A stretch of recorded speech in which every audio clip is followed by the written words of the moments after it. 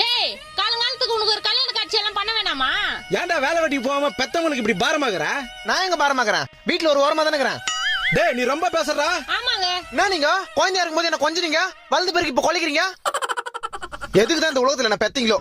எதுக்கு பெத்தீங்க முதல்ல? என்ன எதுக்கு பெத்தீங்களா? பிறந்து 3 வயசுல பால்வாடிக்கு போக கஷ்டமா இருந்தது, உண்டு கொடுப்பாங்க. பால்வாடி முடிஞ்சதும் ஸ்கூலுக்கு போக கஷ்டமா இருந்தது, ஸ்கூல்ல நல்லா படிச்சாதான் காலேஜ் போக முடியும்.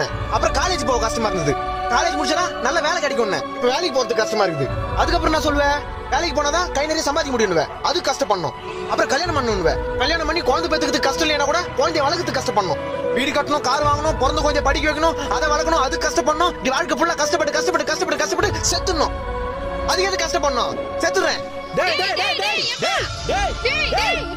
நான் பின்னாடி வந்துக்கிறீங்க. செத்துறேன்னா செத்துருவாங்களா?